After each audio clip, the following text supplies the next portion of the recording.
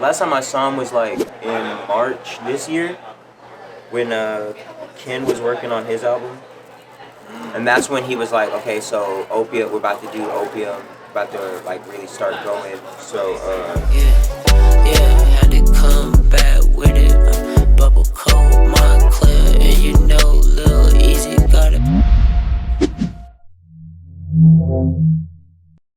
He's been working on Opium for years. We couldn't say anything for a while, but I'm not signed yet. But that's like, you know, me and him are like this. So as soon as he told me, like, it was like we were in the studio. I think it was like March 2020 or something like that. So it was after he recorded 1629 with Uzi, and he was like, "Yeah, I'm about to start this label. You know what I'm saying? Blah blah blah. I want you to be down." I was like, "Bro, duh. Like, what do you mean? Like, of course." So we'll go spans of like, because you know this motherfucker is one of the biggest artists on the planet, right? You know, so like people are like, "Oh, you know, like, do you feel any type of way?" Blah blah blah. I'm like, bro, like. That, like, first of all, that's my bro, but like, second of all, like, when he needs me, he hits me up, and like, you know, like, it's like we left off right where we were before. You know what I'm saying? Like, this man's got to go to Spain, France, boom, bam, boom, boom. You know what I'm saying? So then when he finally gets to Atlanta, we link up, you know, chill.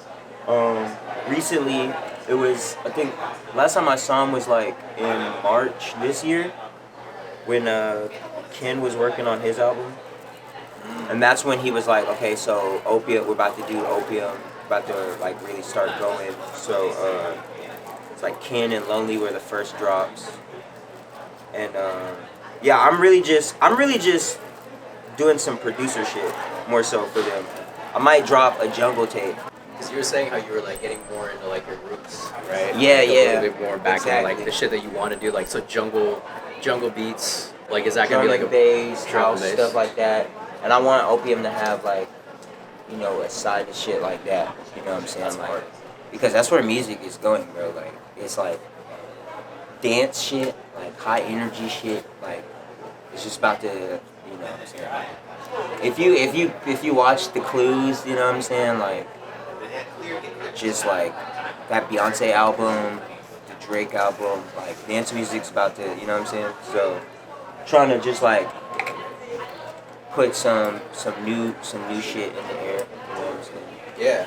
And it's funny, I've been like, I knew this was coming for years, honestly. I mean, honestly, when I started, you know, around the time that you was talking about, 2012, 2013, when I really got into making that type of music and stuff, and like, but it just, there was not really a market for it in Western culture like that yet. Like, in 2012, it was like, people kind of started teetering into electronic music on a mainstream level, but it was like dubstep and fucking, you know what I'm saying? Like, that's back when like those festivals were going crazy, the big dubstep festivals and shit.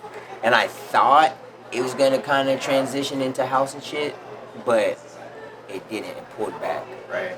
But it's finally about to come around. Also, like, with the big resurgence of a lot of the newer generation of black youth finding out that house music and all those types of electronic music were actually derivative of like black music. So like that coincides with the Beyonce shit, and it's just it's crazy, bro. It's deep, but like, yeah, I have a big feeling that's where shit is going next. Like, and I like to like pioneer that shit.